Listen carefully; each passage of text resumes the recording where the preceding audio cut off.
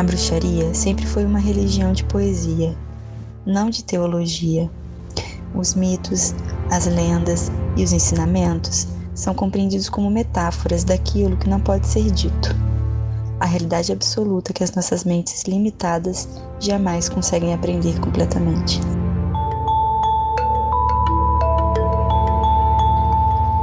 Olá, eu sou o Matheus Cabot e esse é o Vozes da Deusa, o podcast onde desvendaremos juntos as múltiplas faces e vozes do paganismo brasileiro. Neste episódio 0, eu converso com Stephanie Gribel, mestranda em Ciências Sociais pela Universidade Federal Rural do Rio de Janeiro, bruxa e pesquisadora em bruxaria. Já quero te dar boas-vindas, amiga, agradecendo a sua participação, não só nesse, mas em todos os projetos que a gente inventa junto da Casa de Ania. Para quem não sabe, pessoal, a Stephanie, que é com quem eu vou conversar hoje, ela vai ser a nossa convidada fixa em todos os episódios do podcast, e ela também é uma das personagens do Três Faces da Deusa, que é o nosso documentário feito lá em 2017. Então hoje o podcast vai ser uma grande conversa com ela, comigo. É o episódio 0, então é mais uma coisa entre nós mesmos, para que vocês nos conheçam, entendam um pouco a proposta. E lá no documentário tem um pouquinho mais da história da Stephanie, pelo menos o que a Stephanie acreditava em 2017, né, amiga? Muito obrigada, Matheus. Foi maravilhoso gravar o documentário. Foi inclusive lá que a gente se conheceu, né? Mais ou menos naquela época. E desde lá, acho que para nós dois, muitas coisas mudaram, né? Da nossa visão sobre bruxaria, da nossa prática, do culto. Para quem ainda não conhece muito, né? Vou apresentar um pouquinho a Casa de Ania, pessoal. Em 2015, eu estava na faculdade. Foi, inclusive, nesse ano que eu conheci a Stephanie. E até então eu tinha uma prática de fé muito individual, solitária, o básico, né, da Wicca solitária. Quando eu conheci a Stephanie, eu conheci ela e um grupo de outras pessoas que já estavam ali fazendo umas bruxarias. E ela me abriu muitos olhos para uma prática, entre aspas, mais ampla e também mais específica, de buscar a sua deusa, buscar o seu caminho, trilhar de fato, começar a me encontrar nessa imensidão que é a bruxaria. E aí a gente começou a desvendar junto, e nesse processo eu me encontrei com Ania, que é a deusa que dá nome à casa, a esse grande projeto que a gente faz parte, e ele nasceu em 2017. A Casa de Ania nasceu em maio. Quando foi dezembro, eu estava me formando, fiz um documentário na faculdade. A Stephanie foi uma dessas personagens, e o documentário chama-se Três Faces da Deusa. Ele está gratuito no YouTube, e depois disso, do documentário, a gente começou a participar de eventos com esse documentário, Convenção de Bruxas, Mystic Fair. No ano seguinte, voltamos nesses eventos, mas aí com palestras falando sobre Ania. No terceiro ano, em 2019, voltamos nesses mesmos eventos, falando sobre fadas na bruxaria. Começamos a fazer encontros presenciais. No final do ano passado, fizemos o primeiro encontro de fadas da tradição de bruxaria Green Fairy aqui no Rio.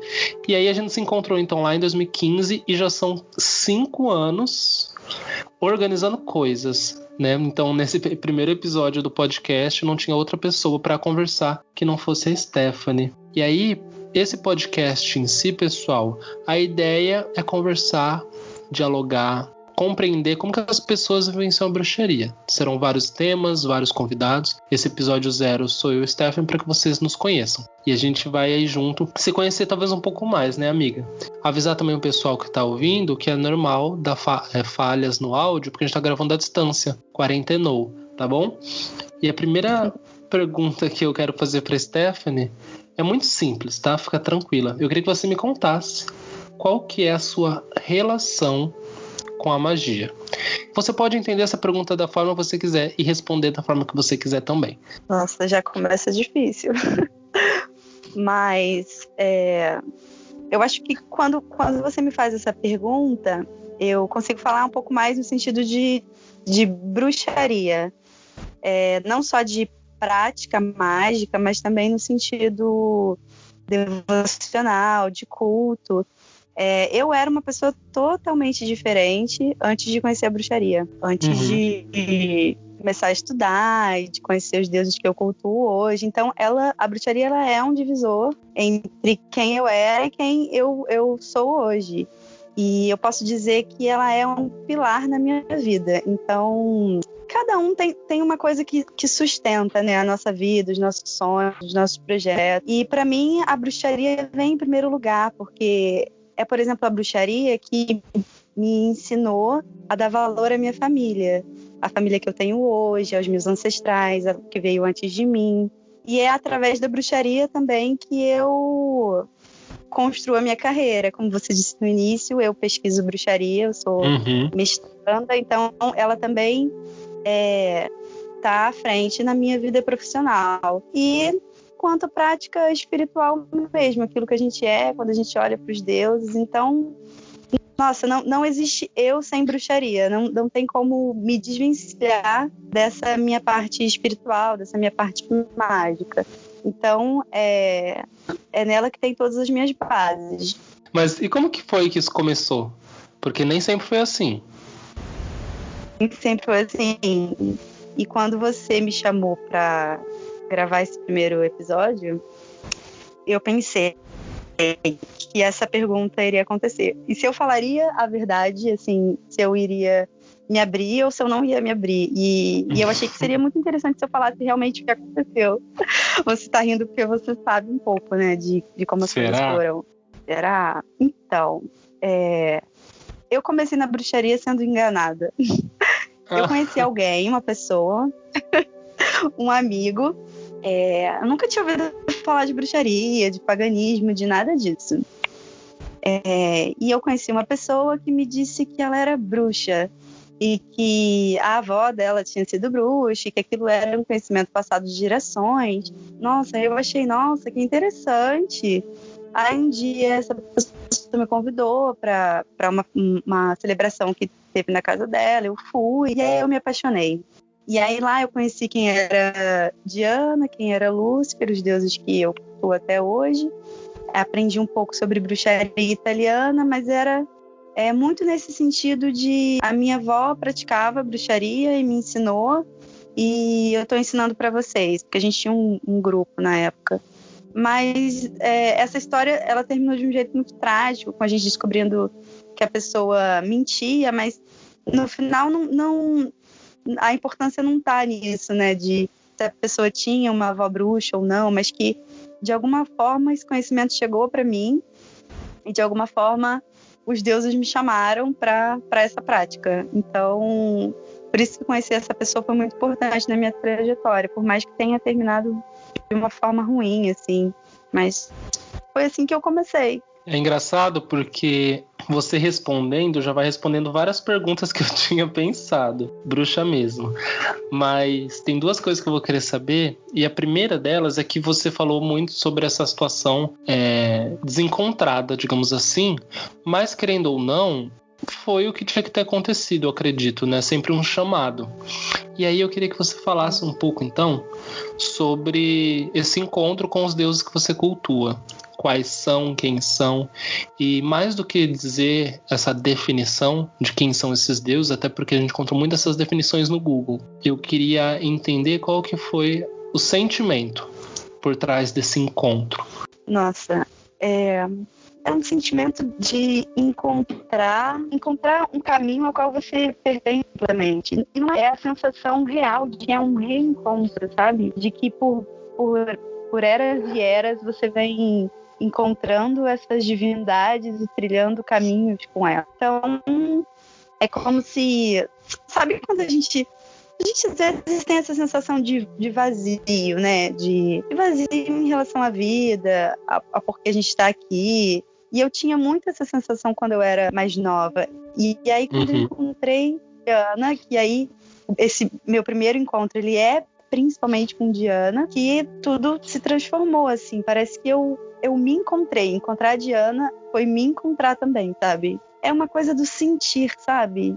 Do sentir-se completo e sentir-se verdadeiro. E sentir que você é quem você é realmente. Tem como imaginar como eu seria sem figura de Diana na minha vida. Ela é muito presente, ela é muito forte. E hoje no seu dia a dia, como que é a sua prática? Como que a bruxaria aparece, a magia aparece? Então, hoje ela está muito presente no lidar com as fadas, lidar com os seres da natureza, lidar com os elementos, muito mais do que voltada aos deuses propriamente. Então, ela acaba que está inserida totalmente na rotina, assim. Desde as pequenas coisas. Você vai tomar banho, banho é diferente, porque você tem uma visão daquela água que está caindo do chuveiro diferente, sabe? O acordar é diferente, porque você abre a janela e olha o sol ele tem um outro significado, né? Mas fora isso, eu tenho agora um altar, onde eu faço oferendas no altar, eu peço o que eu preciso, eu gosto muito de fazer magia ligada à aparência, assim, rituais para trazer beleza, para trazer prosperidade. E aí eu tô sempre fazendo coisas de limpeza. Então, hoje, e eu acho que principalmente nesse momento de quarentena que a gente fica mais em casa e a gente tem mais tempo para se dedicar a isso, então eu tenho uma rotina que é cheia de coisas mágicas que vão passando por essa rotina.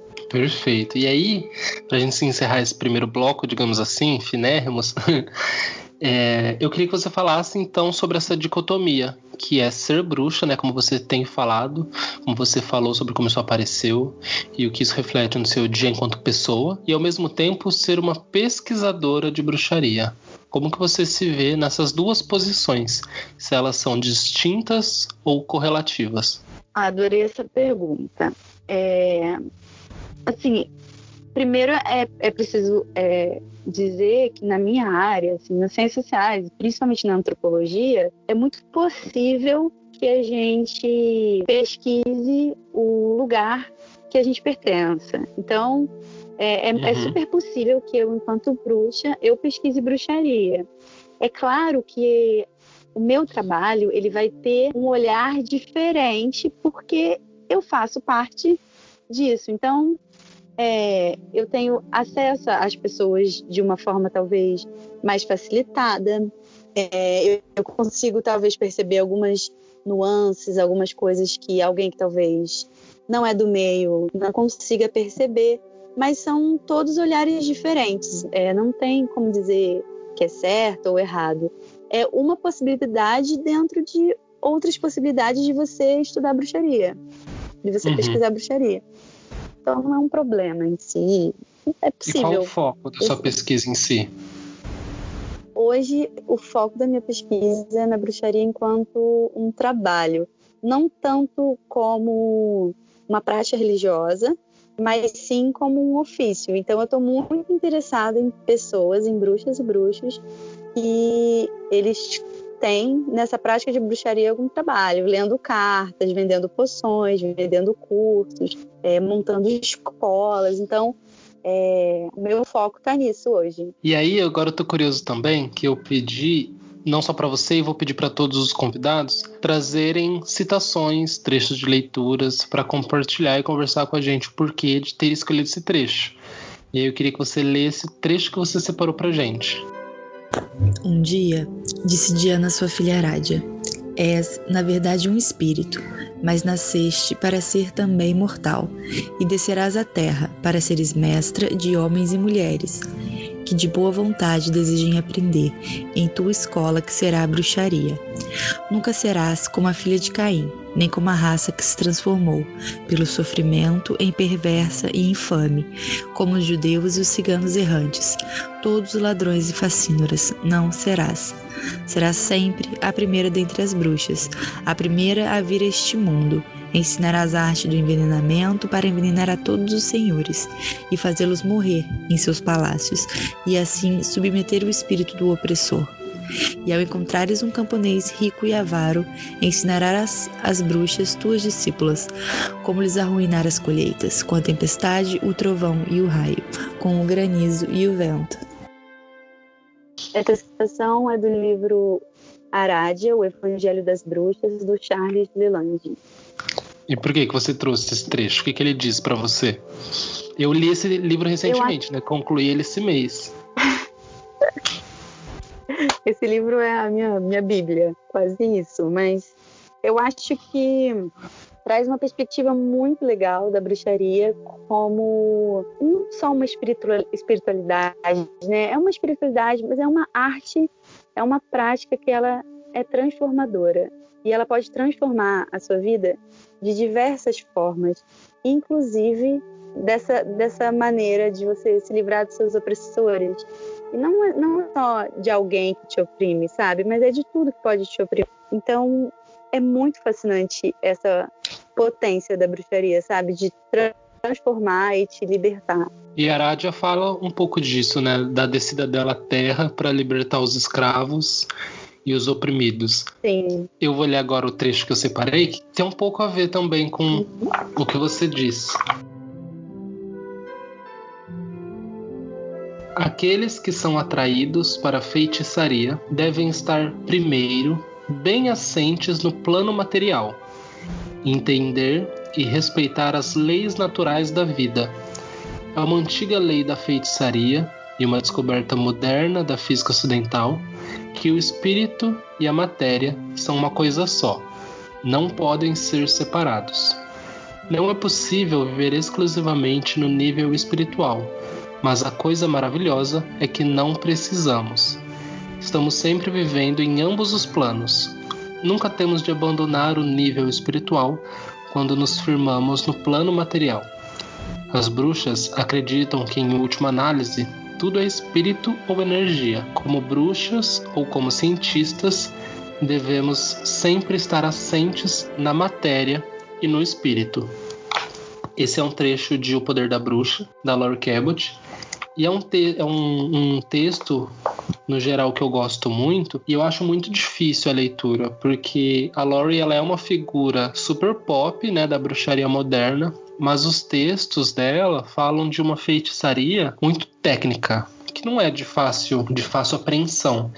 Mas esse trecho em si, tem outros que eu havia pensado em trazer, que falava mais sobre ciência mesmo, né? Mas esse em específico fala de uma coisa que eu acho que você falou bem também, sobre a questão da prática do seu dia a dia, e que eu acho que é muito legal pra gente pensar hoje, que é de fato a bruxaria, né? O espiritual e o físico serem simultâneos, de tomar um banho e perceber de uma outra maneira aquela água que sai, por mais que venha do cano, que passe pelo chuveiro, pela resistência e que seja aquecida artificialmente, aquela água ainda assim tem uma potência energética, né? Ali, como ela diz no texto, somos nada mais do que energias condensadas, né? E é muito legal. Quando eu penso muito em um olhar de poesia para bruxaria, como a própria citação que a gente abre o episódio, né, que fala da bruxaria ser uma religião de poesia, é você olhar para essas coisas materiais com um olhar de poesia, um olhar espiritual sobre a face material do nosso dia a dia. Eu, ao longo dos meus estudos, eu sempre tenho, na verdade ainda hoje, uma dificuldade muito grande. Qual é o momento para a bruxaria no meu dia? Vou separar amanhã para fazer uma bruxaria? Vou fazer uma bruxaria antes de dormir? Quando, na verdade, a gente está em contato com a magia a todo momento, em pequenos atos. Desde quando eu estou lendo alguma coisa e me vem um pensamento, um desejo, ou quando eu coloco uma música para dançar, ou quando eu vou fazer uma comida. Esse é um pensamento muito simples, na verdade, né? De a gente começar na bruxaria valorizando esses pequenos atos. Mas para as pessoas que começam, nem sempre elas caem nesse pensamento, que é óbvio, né? Às vezes a gente vai logo para o sacerdócio, quero buscar uma iniciação, um ABC, antes mesmo de tentar olhar para o nosso dia a dia, como ele é, e perceber se a gente já não faz magia, né, no nosso dia a dia. É por isso que eu separei essa citação. Nossa, achei lindo. Eu ia, inclusive, te fazer uma pergunta sobre essa sua relação de bruxaria como poesia, e você já respondeu. Mas eu acho, Deus, que essa coisa da gente querer separar um tempo, né? E aí, quando a gente separa esse tempo, faz alguma coisa, a gente já faz um ritual maior.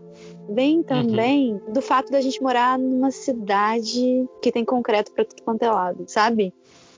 Sim, pode ser. Então, às vezes é difícil a gente encontrar essa natureza que a gente lê nos livros, porque a gente precisa aceitar que o nosso contato com a água é esse contato com a água encanada, porque eu não tenho aqui no quintal da minha casa um rio, eu não tenho uma cachoeira caindo aqui, sabe? Assim, eu não tenho onde eu posso acender uma fogueira, eu moro em apartamento, eu não tenho uma árvore aqui na frente. Vem de um amadurecimento, eu acho, dentro da bruxaria, de você entender ela no cotidiano de uma cidade urbana. Que muitas vezes o que a gente lê nos livros são esses outros espaços, né? Esses espaços mais E de pessoas que já conquistaram também uma independência para isso, né? Eu queria te perguntar, assim, não sei se você vai querer responder. Eu vou iniciar com a pergunta, então. Eu vou fazer a pergunta. Pode fazer. Pode. Que aí eu dou o meu jeito. Então, eu falei um monte de mim, né, Matheus? Eu queria saber, assim, de você, como a sua relação com a Ania e como que essa deusa surgiu na sua vida, assim, tomando espaços enormes na sua vida, a ponto de você idealizar esse projeto da Casa de Ania, que cada vez cresce mais. É como você falou, já teve o documentário, né? Você sempre está fazendo palestras com a Casa de Ania nos eventos. Então, eu queria saber um pouquinho sobre como é essa sua relação com ela, já que eu falei muito da minha relação com Diana, com a magia. É muito engraçado, né, para quem que tá ouvindo a gente, compartilhar que a Stephanie, ela tem um culto muito específico de Diana e que eu tenho um culto muito específico de Ania. E a gente sempre fica assim muito curioso, eu pela deusa dela, ela pela minha deusa, ou para entender, né, essas relações. Porque acho que por mais que a gente reverencie outros deuses, a gente tem uma relação muito específica, né? E a gente sempre fica de olho na deusa do outro. Mas basicamente isso. Mas essa é uma pergunta muito difícil para mim, porque não diz muito respeito à deusa em si. Diz respeito a muitas outras coisas. Por exemplo, a gente estuda bruxaria e quando eu me olho estudando bruxaria, e se sente muito despreparado. Eu olho pra mim e eu tenho plena consciência que eu não sei nada, zero. Ou que eu tô estudando errado, pesquisando errado. Mas eu acho que esse é um sentimento que vai caminhar pro resto da vida daquele que busca, sempre na posição de alguém que está buscando, né? E isso vem muito à tona quando você pergunta isso, porque quando eu me encontro com essa deusa, digamos assim, já vai fazer 5 anos, né? Foi em 2015 que eu, de fato, dei um nome à deusa que não tinha face pra mim, né? Eu vim daquele culto de grande mãe, grande pai, fiquei assim de boaça por uns, não sei, por uns 10 anos mesmo. Até que quando eu fui questionado sobre isso, e aí é muito interessante, porque quando a gente fica numa posição de conforto, a gente não muda nossos pensamentos. Quando eu saí dessa posição de conforto, ou seja, quando eu conheci outras pessoas que praticam bruxaria, eu comecei a questionar esse conforto todo que eu vinha, né? E aí eu quis dar um nome para essa deusa sem nome. Eu quis isso. E aí isso é desconfortante para mim, porque eu não sei responder se Ania veio até mim, ou se eu que escolhi ela, ponto final. Porque eu vejo que é muito comum pessoas lerem em livros, gostei desse Deus, vou cultuá-lo. E vejo outras pessoas que recebem um chamado muito poético, muito simbólico, né? Não tão direto. E eu não sei se eu pesquisei sobre Ania e decidi, ou se de fato ela veio na minha mente. Porque eu já havia lido sobre ela, né? Eu já tinha passado por ela, se eu não me engano, pesquisando sobre fadas mesmo, ou lendo aquele Anuário da Grande Mãe. Eu já havia passado pelo nome dela, mas até por ser um nome difícil, A-I-N-E, eu não sabia dizer o nome dela. Eu sei que quando eu comecei a questionar, eu falei, gente, eu vi as pessoas tecendo cultos específicos, eu achava muito bonito. Eu falei, também quero ter. Então partiu de mim a iniciativa de, eu quero ter um culto específico. E aí eu comecei a pensar, deixa eu pensar umas deusas que eu gosto e tal. E eu vi, claro, no primeiro momento que o meu estudo era raso, e aí buscando na minha memória, veio esse semblante, que eu não sabia o nome. Falei, gente, como que era? Eu acho que eu vi uma deusa assim, não sei onde, não lembro quando. Porque, óbvio, em 10 anos de Caminho Solitário, você lê muitas coisas em muitos lugares. E esse nome já tinha passado, só que eu não lembrava. Eu lembro até que eu uma vez, até mesmo na fila do bandejão contigo na faculdade, eu falei Enya, o nome da cantora. Eu nem sabia pronunciar o nome de Ania correto, nem sabia escrever nada, porque estava na minha memória, mas não estava nos meus estudos. E aí eu tive um esforço prático de pesquisar essa deusa. Eu não sei se ela vir na minha mente, na minha memória, foi algo intencional meu, zero da parte dela, até porque que uma deusa tão distante vem pra mim, então eu tenho muita essa posição de não sei, ou se de fato ela, a memória dela ficou ali sussurrando, igual a gente comenta, né, ficou sussurrando no meu ouvido até que eu, putz, é isso. De qualquer forma, se ela veio ou se eu que chamei, às vezes eu fico com será que eu não pesquisei demais? Eu fui direto nela? Eu fico tentando fazer essas reflexões. Mas depois desse período eu comecei a estudar muito mais a fundo e nenhuma outra não dá. Eu sempre volto nela. E aí a Casa de Ania, ela surgiu nesse mesmo ano de 2015, não, ela surgiu em 2017, a Casa de Ania. Nem eu me lembro muito direitinho. Mas aí eu passei 2 anos desvendando esse nome que eu não lembrava. Aí, putz, lembrei o nome, achei. E aí comecei a ler.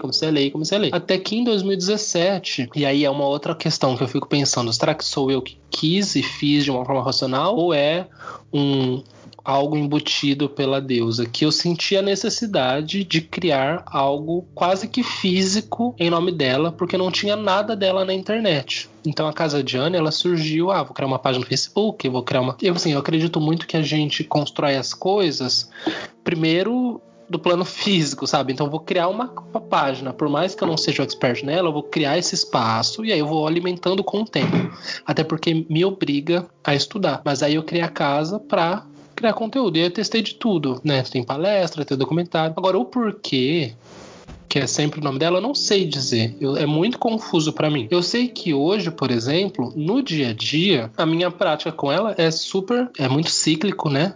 O período em que eu construí a Casa de Ania, por exemplo, eu fiz fiz uma alunação de dedicação, então eu tava muito intenso, fiz a casa, e aí eu percebi, quando a casa fez 1 ano, em maio de 2018, eu acho que eu até comentei com você na época, quando eu olhei pra trás, nossa, a minha vida tinha virado de ponta cabeça, eu tinha realizado vários desejos, que era palestrar naqueles eventos, era estar naqueles eventos, era conhecer outros bruxos, era isso, era aquilo, e aí eu olhei pra trás e percebi que era um presente da deusa, assim.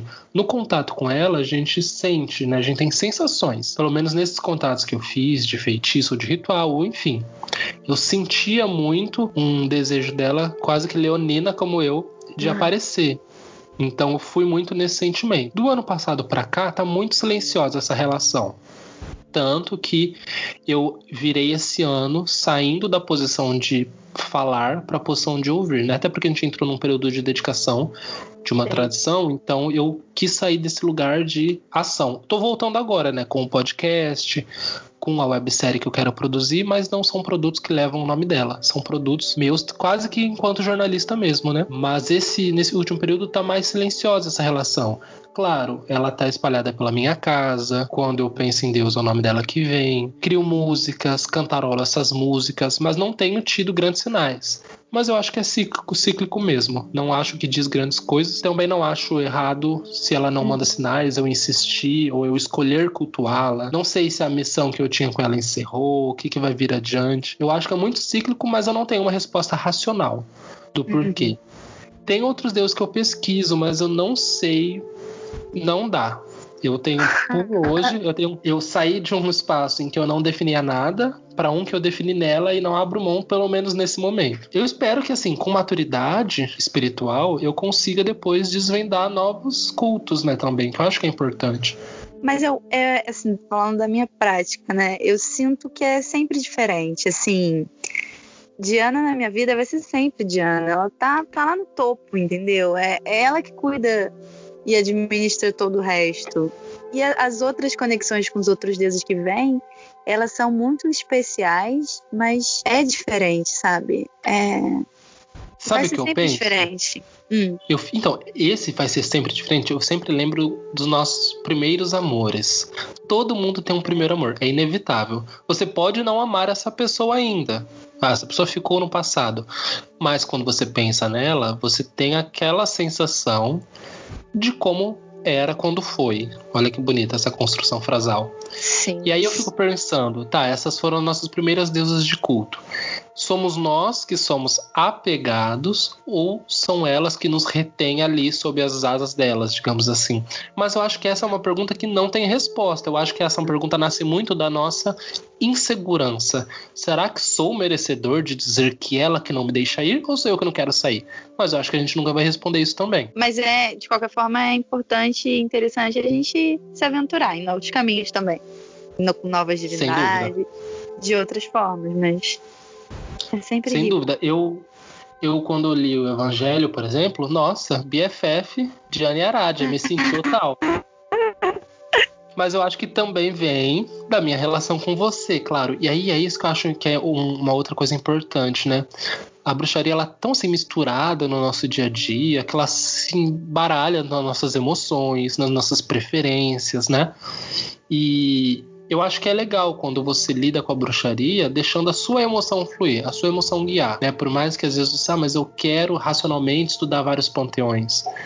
Quero, sei lá, fazer isso, fazer aquilo.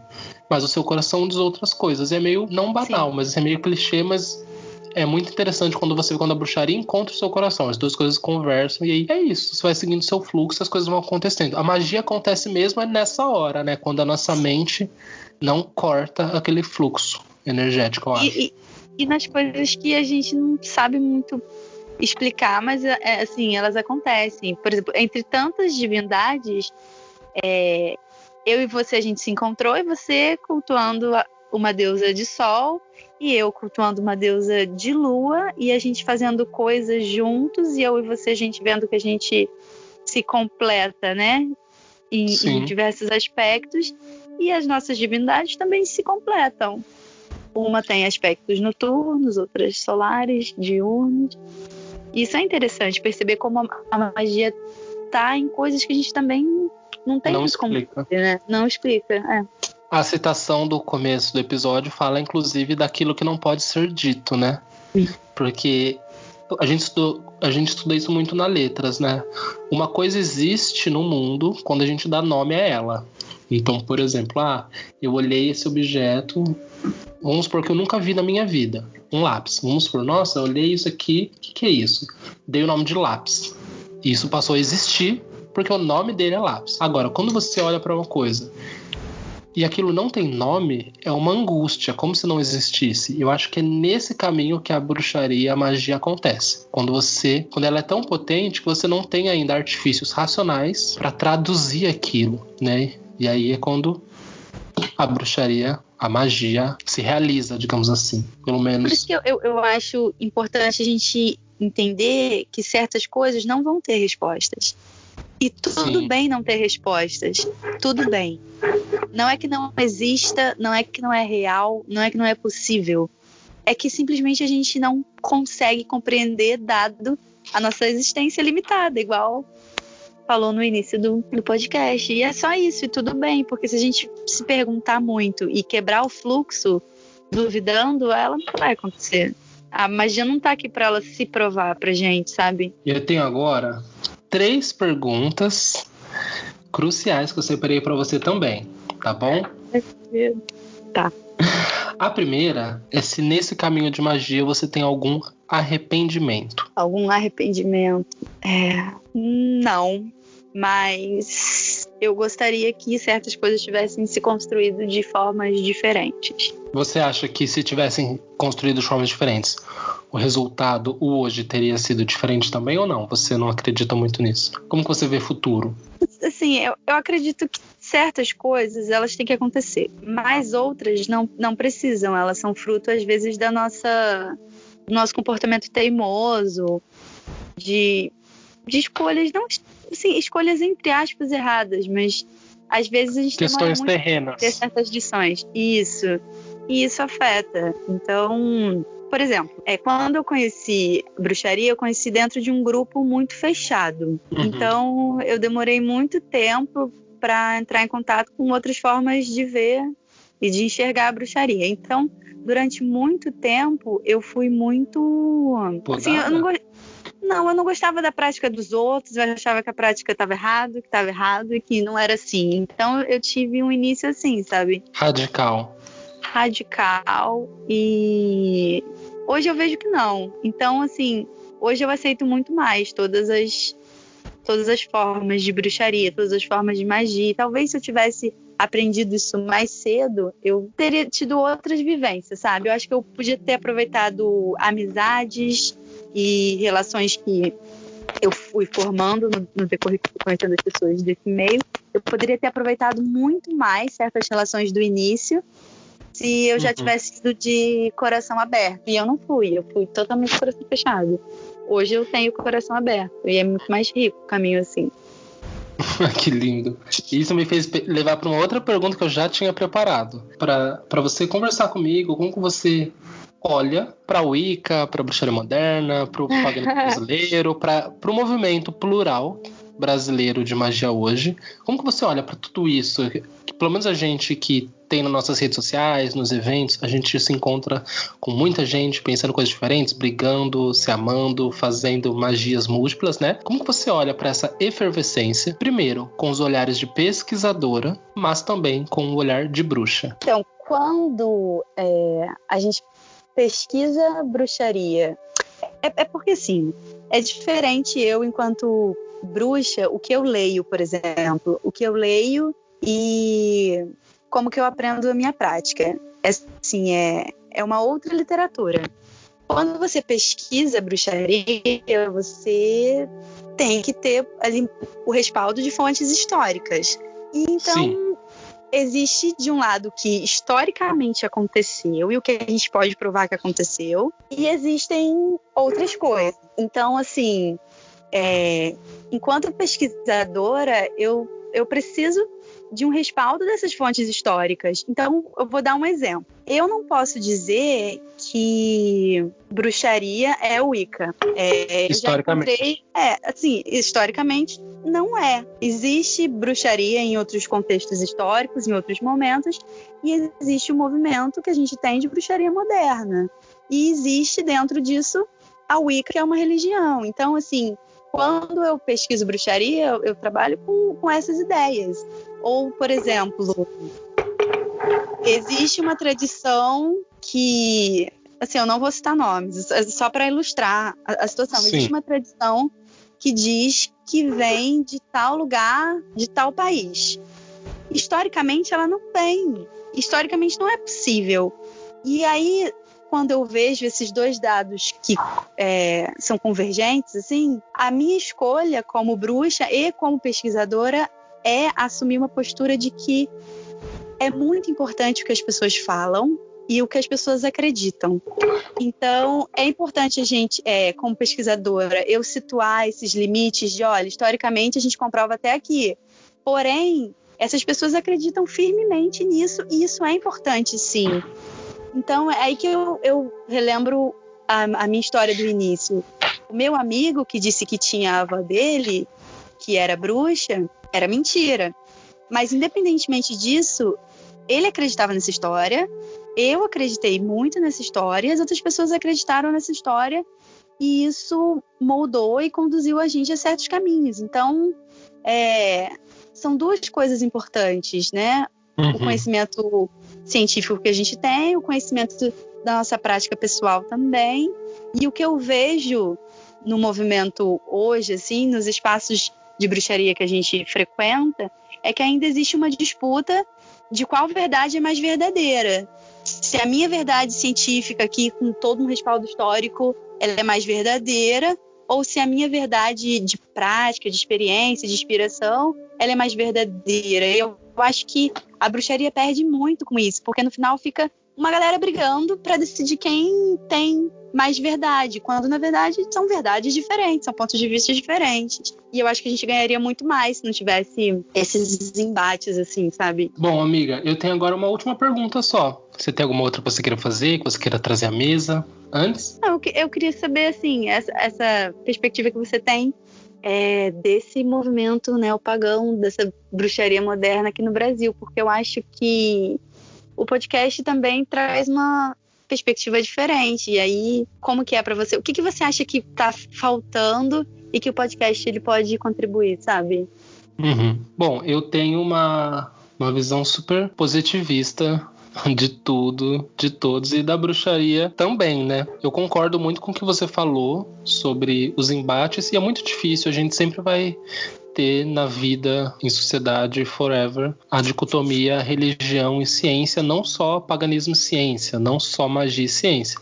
Eu acho que sim, historicamente é importantíssimo a gente saber situar a bruxaria no fluxo da história, saber de onde a gente vem, de onde que veio esse pensamento que eu tenho, de onde que veio essa prática, por mais que hoje eu use essa prática num outro contexto. Saber de onde vem é muito importante, porque a gente vai ter ali ancestralidade, vamos ter ali raízes, vamos ter ali responsabilidade com esse conhecimento. Agora, eu tenho uma posição super positivista de que, uma vez respeitando essa raiz, você pode, de uma forma positiva, utilizar esse conhecimento, não distorcê-los, mas adaptá-los e criar a partir desses novos conhecimentos, novas práticas, novas bruxarias, novas formas de fazer, de entender. Quando a gente olha para o movimento pagão brasileiro, sim, você sempre vai encontrar a disputa de uma opinião A ou B, né? De uma opinião histórica, de uma opinião contemporânea, quando na verdade essas duas coisas podem misturar, se ajudar. Enfim, eu acredito que o podcast, a intenção com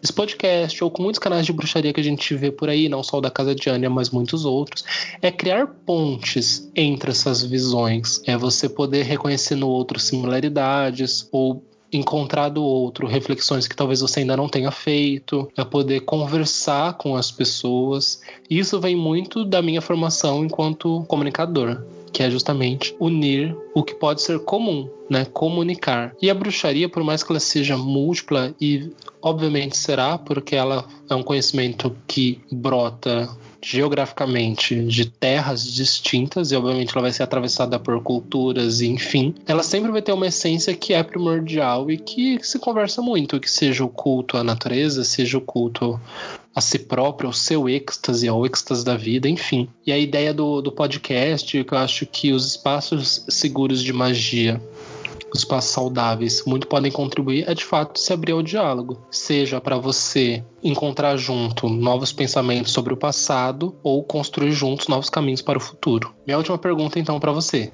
Tá. Mas eu queria saber para você, então, o que são as vozes da deusa ou o que é a voz da deusa para você? Nossa, eu olhei para trás e eu vi um... Olha. Era a minha camiseta.